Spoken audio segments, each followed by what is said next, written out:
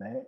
Aí a gente vê a paciência que Deus teve com Nabucodonosor, tentando mostrar para ele que o caminho não era esse, Nabucodonosor está indo por um caminho perigoso, mas ele continuou insistindo nesse erro, continuou insistindo nesse ponto.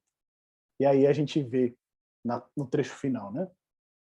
Mas no fim daqueles dias, após os 7 anos, Nabucodonosor, Nabucodonosor, levantei os meus olhos ao céu e tornou-me a vir o entendimento. Lembrando que o sonho que ele teve, né, ele ia agir como um animal, e é até dito aqui para nós, nos versos 34, né, que diz que Nabucodonosor foi tirado dentre os homens e comia a erva como os bois, e o seu corpo molhado do orvalho do céu, até que lhe cresceu pelo como as penas da águia e as suas unhas como a das aves. Ou seja, Nabucodonosor ele ficou irreconhecível. Ele ficou totalmente bestializado.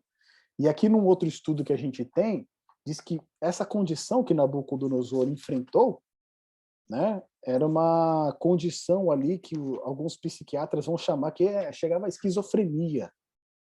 Né? Então a gente vê que alguns outros também dizem que se chama licantropia. Ele diz o seguinte, olha, os psiquiatras atuais têm diagnosticado o comportamento de Nabucodonosor como uma variante de paranoia e esquizofrenia.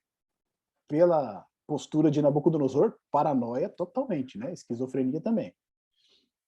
E aí diz o seguinte, Zilborg, historiador da psiquiatria, relata diversos casos semelhantes entre o século III e VII a.C. Por mais rara e estranha que essa doença possa parecer, ela tem sido uma constante através da história. Hoje praticamente desapareceu nos países desenvolvidos, onde é tratada adequadamente, mas traços dela aparecem em lugares como China, Índia, África e América do Sul. Em anos recentes, diversos casos foram encontrados nos hospitais de Paris, em Bordeaux.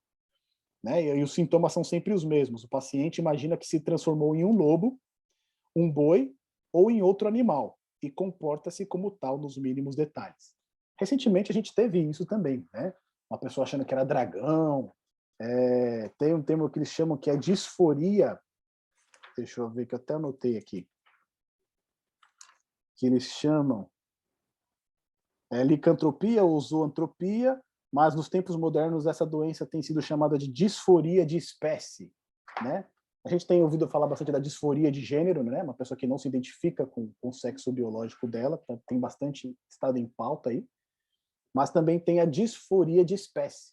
A pessoa começa a achar que ela é um animal, que ela é um cachorro, que ela é algum bicho e começa a agir como tal. E Nabucodonosor, ele sofreu dessa enfermidade, né? Não causada por alguma questão casual, mas a gente percebe que foi algo infligido por Deus. Deus, né, atribuiu a ele essa enfermidade como uma forma de chamar a atenção dele para aquele propósito que ele estava se negando a cumprir. E aqui no verso 34 é um verso muito bonito que ele diz assim, ó, levantei os meus olhos ao céu e tornou-me vir ao entendimento. Né?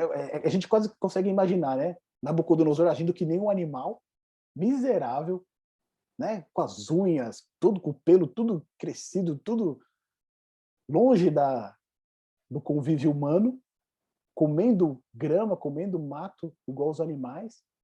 E no meio daquela situação bestializada, ele levanta os olhos para o céu, né? Como se reconhecesse que realmente no céu existe o Todo-Poderoso, o Deus Altíssimo habita lá. E ali, então, torna a vir a ele o entendimento. Isso é uma coisa interessante que eu quero que o Fábio também comentasse para a gente.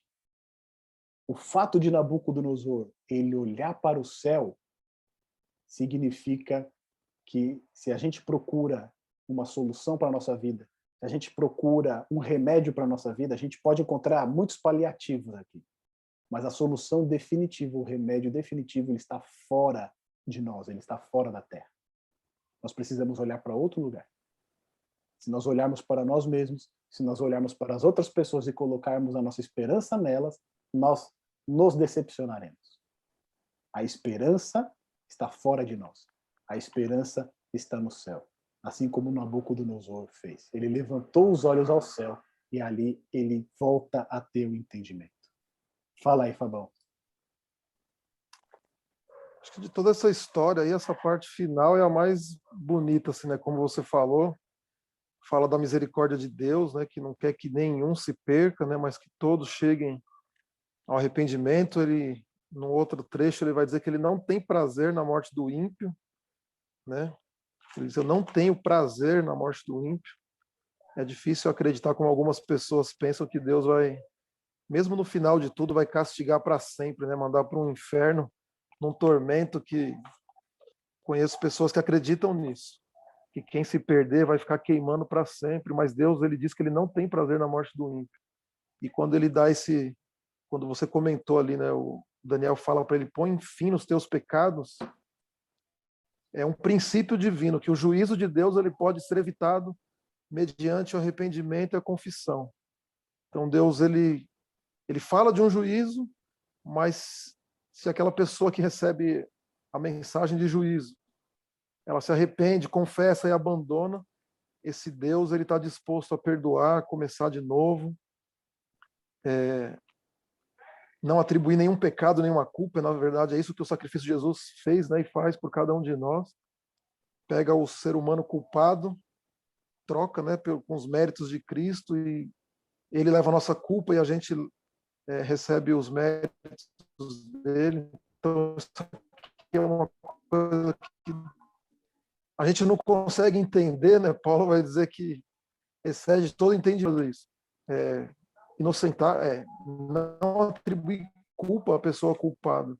E Nabucodonosor teve um ano ainda, você falou, teve um ano para poder se arrepender, não se arrependeu, e acabou vindo a ele aí esse juízo de passar 7 anos vivendo como animal, como um bicho, sendo molhado pelo orvalho, comendo ali como se fosse um animal, mas que no final desse período aí ele levantou os olhos para o céu, e aí um comentário ele diz que não da forma tão espetacular que aconteceu como Nabucodonosor, mas é o que acontece com cada pecador quando aceita Jesus e recebe o perdão. Ele deixa de viver ali no pó, de viver, né, escravo do pecado, e ele é novamente feito um ser à imagem e semelhança de Deus. Foi assim que Deus nos criou. Então essa história dele, ela tem um quadro dramático, espetacular, mas hoje em dia também, na nossa esfera, esse milagre ele pode continuar acontecendo, e acontece cada vez que um pecador ele sai, ele aceita, ele olha para cima, ele vê que se ele olhar para dentro dele vai entrar em desespero, mas se ele olhar para cima ele vê que tem um Deus que o criou com amor, né, e quer que ele viva uma vida muito acima daquilo que na Bíblia vai dizer que os pensamentos de Deus, a vontade dele é muito maior do que a nossa vontade, do que os nossos pensamentos, é muito melhor.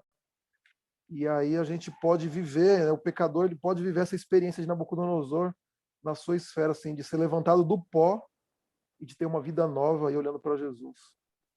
Fascinante, Fábio. Coisa magnífica. Irmãos, não olhem para si mesmo. Hoje existe muito uma ideia, né? Não, você tem que procurar as coisas em você, você tem que procurar o seu melhor dentro de ti, você tem que procurar extrair o seu melhor, né? Meus amigos, a Bíblia diz que o coração do homem, ele é corrupto, ele é enganoso e desesperadamente corrupto. Quem poderá discerni-lo? Né? O coração do homem não tem nada de bom. Se nós olharmos para dentro de nós mesmos, lá no fundo do nosso âmago, né, a gente vai ver o quanto a gente é mesquinho, egoísta, ciumento, orgulhoso. O que a Bíblia diz é: olhe para o céu, levante os seus olhos, olhe para Jesus Cristo, olhe para a cruz de Cristo, porque ali sim a gente encontra sentido, a gente encontra alegria plena, a gente encontra força para seguir a nossa vida.